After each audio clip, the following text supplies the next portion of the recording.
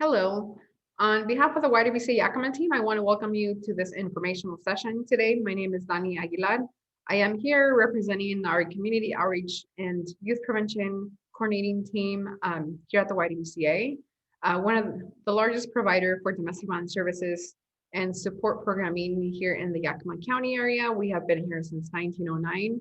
Today, I want to share in this informational session an introduction to what is domestic violence, dynamics of power and control within domestic violence relationships.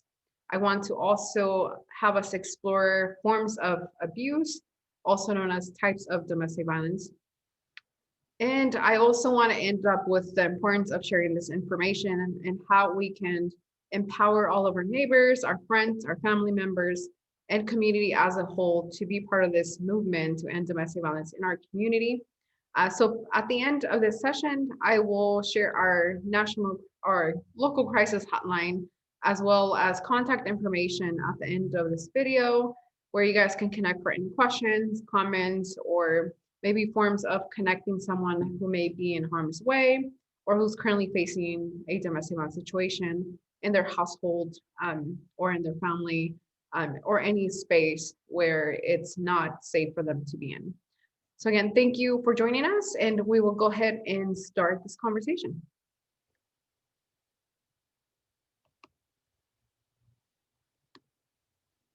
All right, I want to start us off with just a simple language sensitivity, defining some of the terms that we will be talking about in these further sessions that we will be exploring, hopefully this year or at your most convenient time. So please note, I do want to reflect on some language that we'll be using throughout some of these presentations that include the words victim, abuser, and perpetrator, as well as the definition of an advocate.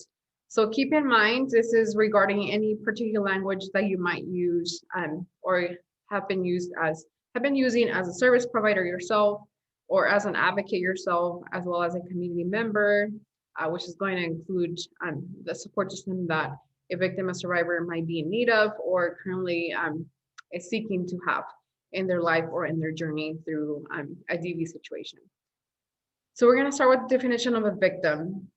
This identifies an individual who is an intimate partner who has been subjected and or is facing a situation of domestic violence or has been a victim of a traumatic crime such as domestic violence abuse.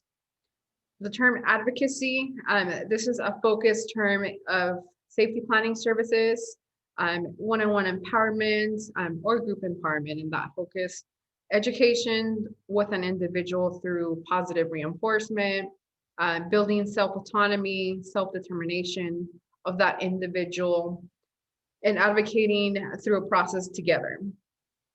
The next one is also referred to as aggressor or perpetrator in certain cases or certain situations or systems, wherever it's presented. But today we're going to address it as the abuser. So when we describe abusers, typically we're referring to as identified male. However, we are not excluding our female aggressors, and we are also not excluding our male victims in these situations.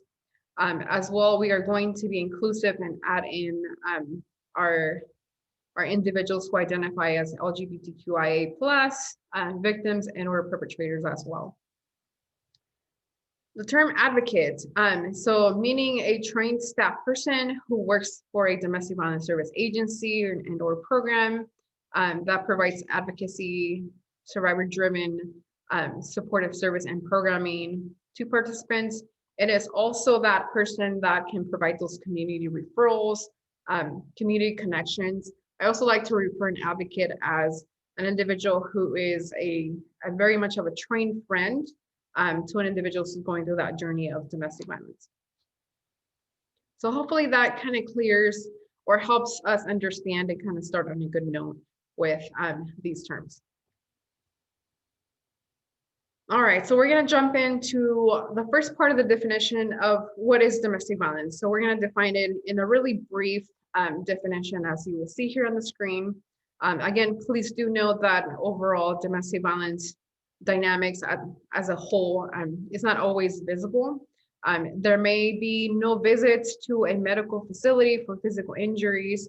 As we know, domestic violence is not just a form of physical abuse or physical harm or acts of physical aggression towards one person. However, it doesn't mean that there's no harm being done in that relationship or that an incident within that relationship did not occur. So overall, domestic violence is a pattern of conduct, not an individual to be specific, and it's not also specifying one isolated event or one occurrence. If it was just a physical incident or a verbal escalation that happened that one time, it doesn't mean it won't happen again. We know generally domestic violence does tend to escalate and get worsened over time, which is part and importance of why we're getting close to having these conversations now more than ever, to be able to be that person or that support system that can intervene before a situation does escalate.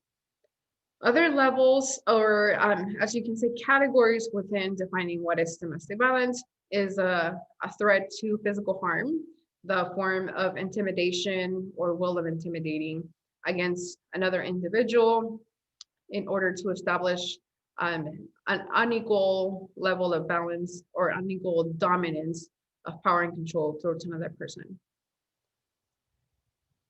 Like I said, simply because there's no physical injuries, that doesn't mean that that an incident occurred within that relationship. And simply even changing that form for it to be verbal, then emotional intimidation, or from physical attacks to verbal insults, it doesn't mean that the behavior is not unhealthy, and therefore it doesn't mean that it won't become abusive. So kind of really spotting out for those signs. An escalation, and then gradually those behaviors that could possibly be of change. The second part of that is understanding that anyone can be a victim of a domestic violence situation or case. There's no typical victim molds, or there's no typical or per se general definition of who's going to be an abuser in a relationship. This form of violence and this form of public health safety concern that affects all of us here in our community occurs across all walks of life, age groups, backgrounds, communities, racial backgrounds, financial status, education levels, gender identities, abilities, and/or lifestyles. So why do we share such information, right? And I think it's always important to plug in some of our national statistics. As nationally, we know that 1 in 4 women and 1 in 9 men will experience some form of physical violence by an intimate partner in their lifetime, although some cases may not be identified as physical violence within that domestic violence case. And this is from the National Coalition Against Domestic Violence Programs. Also, 1 in 15 children are exposed to intimate partner violence each year. And out of one of those 1 in 15, 90% of those children are eyewitnesses to those violence and situations.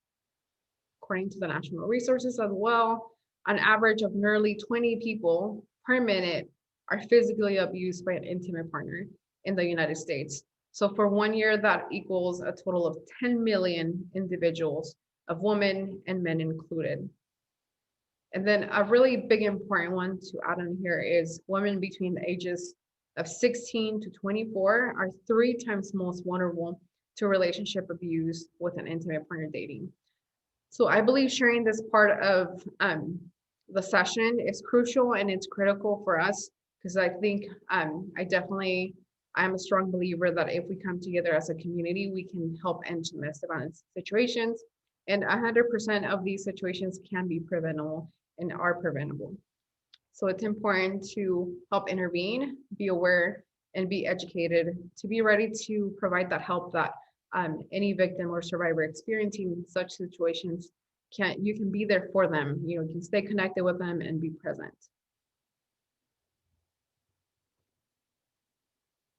All right, so following along, why is it that individuals abuse, right? Why is it that individuals become this person that is harming the other person in that relationship, where there should be those elements of having support, being able to show equal love, being able to be honest, physically have an equal balance of opinions, choices, anything like that where you feel valued, because we know we need to understand that relationships are what brings the best out in you. And no matter why it happens, such as abuse in that relationship, abuse should never be an option. It should never be the reason why you're trying to resolve a problem. As we know, violence is never a solution to be able to develop a good relationship with someone. So here are some reasons of why individuals do tend to cause harm. One of them is a desire to gain that power and control over the other person. Second one on here is sometimes individuals who do abuse believe that they have the right or that sense of entitlement to control and restrict any support means to the other person. They often do also believe that their own feelings and needs should be the priority in the relationships. And this can be based on many factors. That can be familial factors, it can be environmental factors, it can be from societal factors, gender roles, you name it. Often tactics are also used to really discredit some equality or that balance of equality in that relationship, and really show to make their partners feel less valuable, less feeling of a human, and less deserving for any respect and love in that relationship.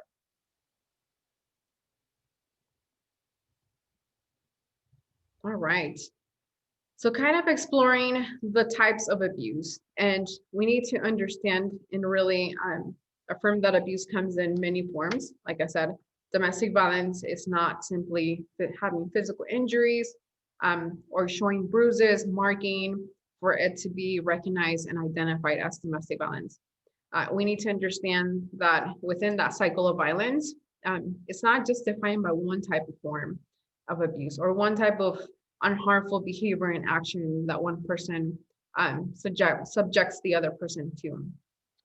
And I do have to be honest, sometimes the hardest part about getting help, on a victim's experience or side of the wheel, when you are with the abuser or a person that is causing you harm, is recognizing or getting to that level where you have recognized that you're the one, that you are with one person or that person in that relationship that is the one who's causing abuse towards you.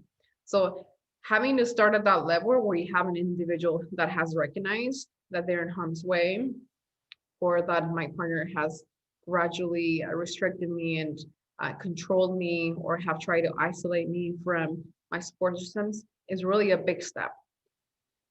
And the reason I say this to you is that domestic violence, again, it's not an anger issue. I think it's been a myth or a misconception talked for many, many years. It's really a public health issue. It's a community health issue that impacts us short and long term. It's emotionally harming for a lot of individuals. It's emotionally scarring, traumatic for our children. Over time, it can really be that to that level where people's mental health can be at risk, or physical safety can be a big concern for them, because we know it can worsen and worsen over time if there's no intervention. And let's not believe because this person has never physically hit me or never had a marking or a bruise, that no harm has been done. Because a lot of these forms of abuse tend to be on the emotional aspect of it, where someone has been belittling you, making you feel less, insulting you, guilting you, having you feel ashamed of how situations are changing in your relationship, or guilting you for things that are not going right for that person. This person has also in silence or within that household has threatened you not to talk to anyone about it, or has told you that everything that I act upon on is your fault. And that's part of that guilting piece of us feeling that we can't leave that relationship because of that.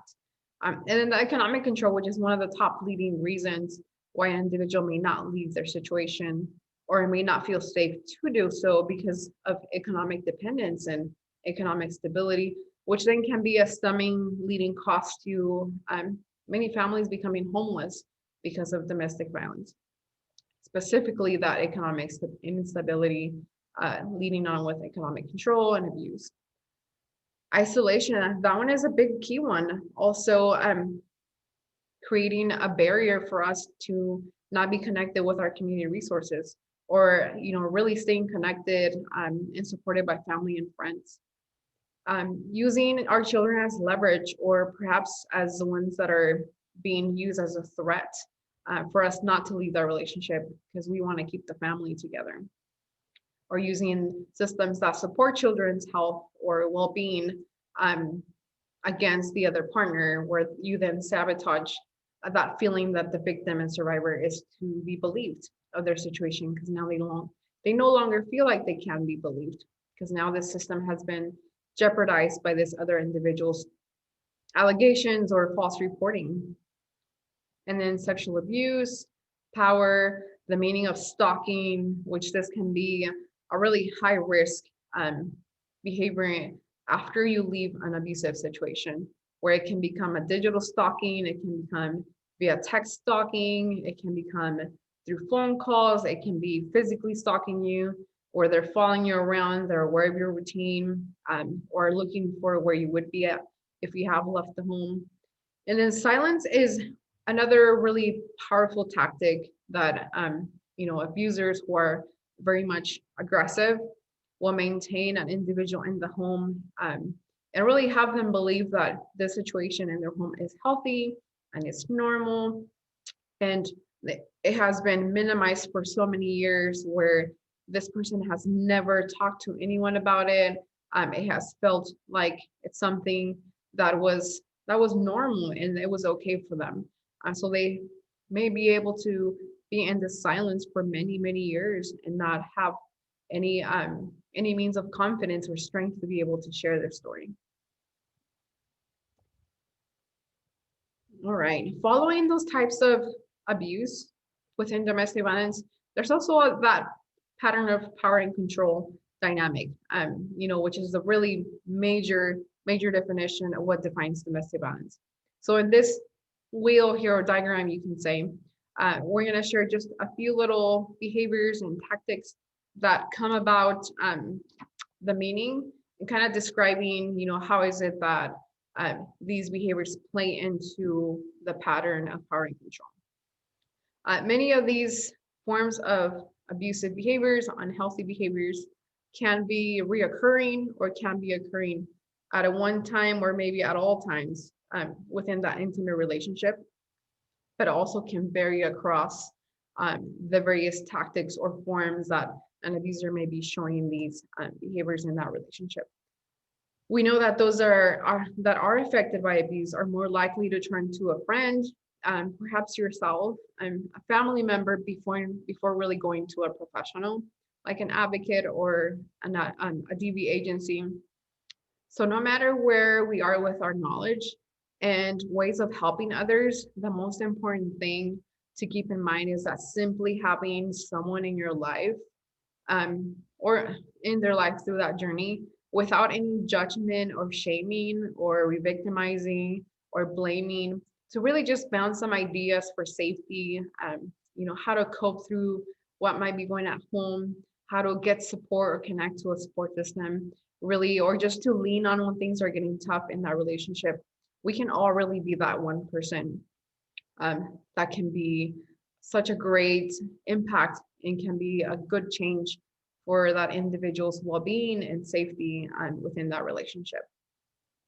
All right, so referring back to this wheel, we see the dependence of use, and this can be within a dynamic of victims who are being coerced to perhaps start using any substance form or become addicted to a substance use, a form of isolation, controlling who you talk to, what is it that you do, what do you read, who are your means of support, family, friends, recovery programs perhaps, or AA, NA meetings, making threats, perhaps making and carrying out those threats if they're threats for them to harm themselves or harm you, or harm your friends and family because they know where they live, or they have a familiar idea of their routine. This can also be those destruction of our invisible victims, which is children and pets, as well as property. So it can be the slashing of your tires on your vehicles, Property violence in your own home. It can be, a punch to a wall, a broken door, have turned off any of the utilities in your home, or have just hidden any keys to get into your home, as well as keys to get into your vehicle, or even forcing you to do illegal things that you would have never have done, in means of keeping you in control or keeping that power over you. Minimizing and denying along with blaming. So making light of that abuse, saying the abuse never occurred, shifting that responsibility on the other person rather than that person taking responsibility. Emotional abuse, a list of guilting, playing those mind games, humiliating you. It may not always be in public, but there is a level of humiliation, putting other people down, and really making you feel guilty for even, using, if there is any of those factors involved in that relationship. One of the big misconceptions within that dynamic of substance use and alcohol use is as a factor. Again, it's not to say that this is a leading factor. However, it is an escalating behavior that can escalate a situation to become physically harmful. It doesn't mean it causes someone to be violent, but it could escalate someone to becoming physically violent in that relationship or during that time. Sexual and physical abuse, any forced sex acts, very kind of make the sense, right? Or unwanted sexual contact, the inflict of physical harm or injuries, internally or outside, physically abusing you for perhaps using, if there is a substance addiction or alcohol use, or perhaps also involving you and forcing you to prostitute for use or money. And then in the economic level, we're looking at the controlling means of financial stability in order to prevent you from becoming stable and reliant on your own, and for the safety and well-being of your children. All right, and just to kind of close off this brief session, I just wanted to also share some of the dynamics of what domestic violence service agencies in the state really face even on a single day. Like this instance right here, we had 1,930 victim survivors, and this is across all domestic violence agency programs in the state of Washington. Out of those, about 549 may have been returned away due to lack of resources. And in major cases, it could be lack of facility space. It could also be financial burden or strains with that. Many other reasons why sometimes we may not be able to meet someone's needs within domestic violence. And then just sharing statistics for the Washington Health Assessment. In the year 2018, actually, we had 1 in 8 adults in this state reported having been injured, and these are injuries across physically or not by an intimate partner. And this is a yearly reporting for 2018, so we're looking at the age group of 18 and over. Also, on a typical day, program hotlines may have received up to 2,100 calls, close to every 15 minutes, and this is statewide. And overall, within also our intimate partner violence accounts for more than 15% of all violent crimes in our state, and 72% of all the murder-suicide cases involved intimate partners, which 95% of those victims were female. All right, and this is our mission. Just to close off the session again, our mission is to really provide a safe, nurturing location where we can help empower all victims of domestic violence to become self-reliant survivors, and overall really eliminate all levels of racism, empowering women, promoting peace, justice, freedom, and dignity for all. So here's how you can connect with us. Call us on our line if you have any questions, comments, or perhaps some concerns, or if you're seeking some guidance of how you can have someone reach out for help. This is our main line that you can call us at 509-248-7796. All of our emergency services are no cost to you. The only cost service is going to be our educational course, which has an exception. We can definitely explore more options with that. Just give us a call. All service programs are confidential and survivor driven, meaning we don't make choices for our survivors and victims. They get to be empowered and gain that self-autonomy to make those choices on their own, because this is their journey, and we want to make sure that they are ready to get those steps going. Please do know all of our advocates are available to do some safety planning, meet the survivor where they're at, and safe platforms during these times. We also do have a means of connecting with an advocate that works directly or works within the agency of DSHS, which is our community advocate. So please do let us know if there's anything that we can help you. We are here in YWCA Yakima. This is Yakima County. If there is any questions, there will be an email to follow up. And also, again, our phone line 509-248-7796. Thank you for sharing the space with me, and hope you guys are all staying safe.